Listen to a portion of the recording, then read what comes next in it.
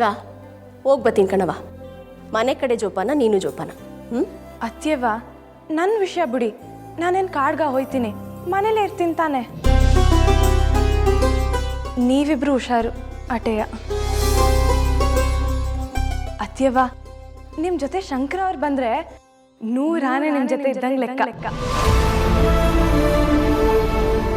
ಒಳ್ಳೆ ಕೆಲ್ಸಕ್ಕೆ ಹೋಗ್ತಿದ್ದೀರಾ, ಎಲ್ಲ ಒಳ್ಳೇದೇ ಆಗಲಿ.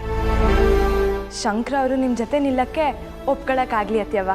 ನಿನ್ನ ಬಾಯಾರಿಕೆಯಿಂದ ಹಂಗೆ ಆಗಲಿ ಕಣವ. ಆದರೆ ಅವನಿನ್ನೂ ನಮ್ಮ ಜೊತೆ ಸೇರ್ಕೊಳ್ಳೋಕ್ಕೆ ಹೂನು ಅಂದಿಲ್ಲ, ಹೂನು ಅಂದಿಲ್ಲ. ಏನೇ ಇದ್ರೂ ಅಲ್ಲಿಗೆ ಹೋದ್ಮೇಲೆ ಗೊತ್ತಾಗೋದು. ನೋಡೋಣ ಏನಾಯ್ತದೆ ಅಂತ. ಸರಿ ಕಣವ, ಹೋಗ್ಬತ್ತಿ.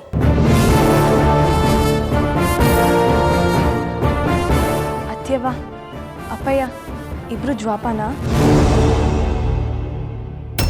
ಅತ್ಯವ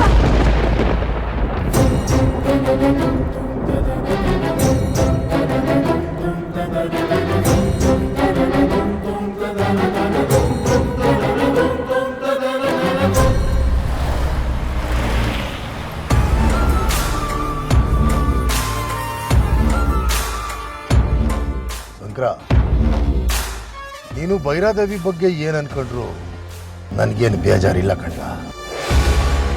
ಅಷ್ಟೇ ಅಲ್ಲ, ನೀನನ್ನ ಅಪ್ಪಯ್ಯ ಅಂತ ಕರೀದಿದ್ರೂ ಪರವಾಗಿಲ್ಲ.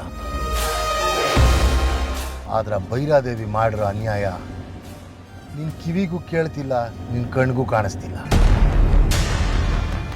ಇದು ನನ್ನ ಕೈಲಿ ತಡ್ಕೊಳಕ್ಕಾಗ್ತಿಲ್ಲ ಕಣ್ಣ. ಅನ್ಯಾಯನ? ಏನು ಅನ್ಯಾಯ ಮಾಡ್ತಾಳಪ್ಪಯ್ಯ ಭೈರಾದೇವಿ? ನೀನು ಜೀವಕ್ಕಿಂತ ಜಾಸ್ತಿ ಪಿರುತಿ ಮಾಡ್ತಿರೋ ನಿನ್ನ ಹೆಂಡ್ರು ಗೌರಿ, ಅವರಪ್ಪ ಮೇಟ್ರು. ಏನ್ ಹೇಳಪ್ಪಯ್ಯ, ಏನ್ ಮಾಡಿದ್ಲು ಮಾವಯ್ಯಂಗೆ? ಬೇರೆ ಏನೋ ಮಾಡಿದ್ರೆ ಸುಮ್ಕೆ ಇರ್ಬೋದಿತ್ತು ಶಂಕರ. ಆದ್ರೆ ಆ ಮೇಟ್ರು ಸಾಕ್ಷಾತ್ ಸರಸ್ವತಿ ಪುತ್ರ.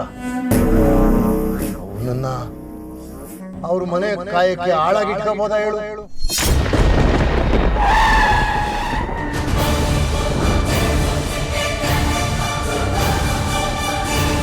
ಏನ್ ಹೇಳ್ತಿದ್ಯಪ್ಪಯ್ಯ? ನನಗೆ ಗೊತ್ತು ಶಂಕರ, ನಿನಗೆ ನನ್ನ ಮ್ಯಾಗೆ ನಂಬಿಕೆ ಉಂಟೋಗೋದೆ ಅಂತ. ಅದಕ್ಕೆ ಸಾಕ್ಷಿ ಸಮೇತ ನಿನಗೆ ಸಾಬೀತುಪಡಿಸ್ತೀನಿ.